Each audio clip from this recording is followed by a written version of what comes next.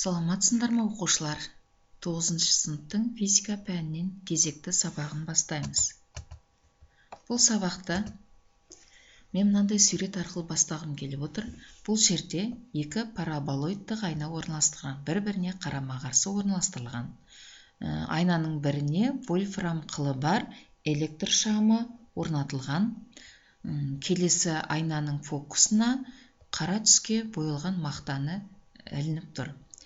Егер вольфрам қылын инфрақызыл сәуле шығаратындай етіп қыздыратын болса, белгілі бір уақыттан кейін мына мақтамыз тұтанып, өзінен өзі тұтанып жана бастайды. Енді сендерге мынандай сұрақ. Неліктен қара түске боялған мақта тұтанып жанды? Егер осы мақтаның орнына боялмаған ақ мақтаны орналастыратын болсақ, дәл сондай уақыт ішінде жанар ма еді? Енді осы сұрақтың жауабын және осы физикалық құбылыстың мағынасын осы сабақты өту барысында мағынасын ашатын боламыз. Бұл атом құрылысы және атомдық құбылыстар тарауына берілген сабақтың тақырыбы жылулық сәуле шығару. Бұл сабақ тақырыбына сәйкес оқу мақсаты берілген. Жылулық сәуле шығару энергиясының температураға тәуелділігін сипаттау. Осы мақсатқа жету үшін мен мынандай бағалау критерийлерін ұсынамын. Жылулық сәулелену энергиясының температураға тәуелділігін сипаттауды үйренеміз. Стефан Больцман заңын тұжырымдаймыз. Стефан Больцман заңына негізделген құралдардың жұмыс істеу принципімен танысамыз. Стефан Больцман заңына сапалық және сандық есептер шығарамыз. Бірінші бағалау критерий бойынша. Жылу берілудің 3 түрлі тәсілі бар. Жылу өткізгіштік, конвекция және жылулық сәулелену. Жылулық сәулелену құбылысын талдап көрейік. Оның құрамына жылу шығару, жұтылу және сәуле шығару жатады. Мұнда біз сәулелердің жылтыр металл бетінен шағылу кезінде олардың жылу шығаруын көре аламыз. Бұл сәуле инфрақызыл толқындарға жатады. Ыдыстың жылтыратылған ішкі қабырғалары сыртқы қабырғалардан жылу жұтылуын болдырмайды. Ол іштегі температураның тұрақтылығын сақтайды. Бірінші жағдайдың мақсаты жылуды белгілі бір бағыттау болса, ал екінші жағдайда ыдыс қабырғаларының жылу жұтуын болдырмау. Осы бірінші бағалау критерийлермен, яғни температураға тәуелділігін сипаттауымыз керек. Температурасы абсолют нөлден ерекше болатын кез келген дене өзінен сәуле шығарады. Яғни ол қалай сәуле шығарады? Біздің көзімізге көрінетін жарық сәуле шығаруды біз көзімізбен көре аламыз. Бұл көре алатын жарығымыз біздің 400 және 800 нанометр толқын ұзындықтағы сәулелерді ғана көре аламыз. Яғни ол біз өткен тарауда танысқан электромагниттік толқындардың ішіне мына көрінетін жарықтар.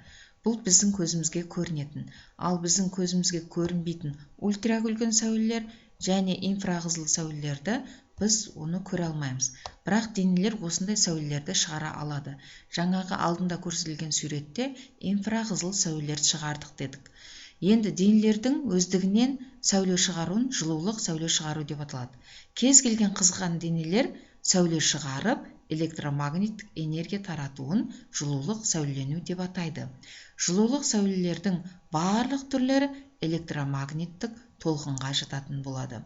Енді осы жерде біз мына сәулелермен таныспыз. Бұл туралы қызықты мәліметтер білуге болады. Ультракүлгін сәулелер дегеніміз бұл көктемді күн негізгі шығаратын күн сәулесі. Көктемгі күні ультракүлгін сәулелер өте күшті дозасы шығарылады. Бұлар адамның бетіне, мысалға, көктемде сепкіл шығып кетеді. Осы сепкілдер осы күннің ультракүлгін сәулелерінің әсерінен болады. Ультракүлгін сәулелерді, мысалға, медицинада қолданылады. Бұны біз УЗИ деп айтамыз, содан біле аламыз.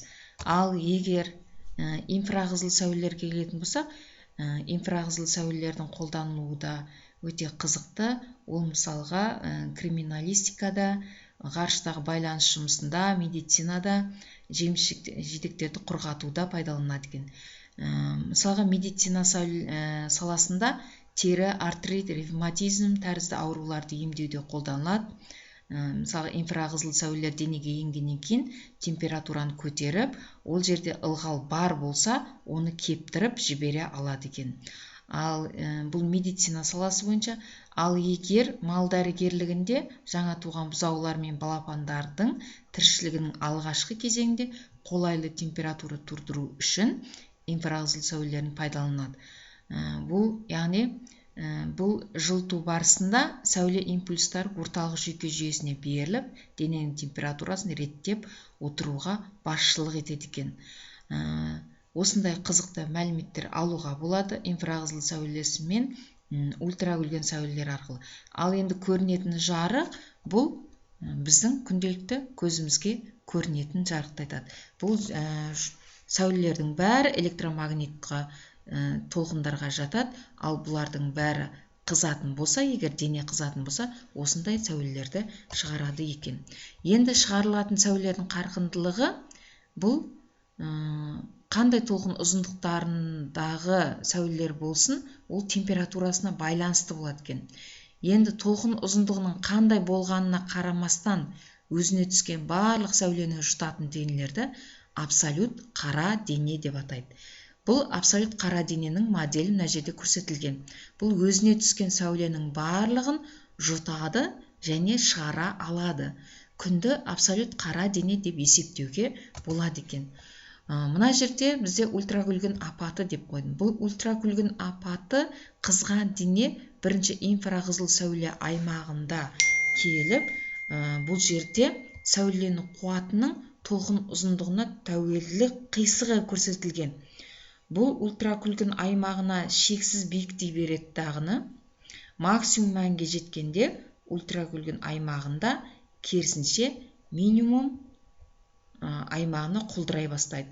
Бұл жерде эксперименттің нәтиже мен классикалық теория арасында қарама-қайшылық болып, ультракүлгін апаты деген физикада тарихқа қалған. Енді келесі бағалау критерий бойынша Стефан Больцман заңын тұжырымдайды. Стефан Больцман заңы 1879 жылы Стефан тәжірибесін зерделей отырып, Больцман 1884 жылы теориялық жолмен тағайынданған.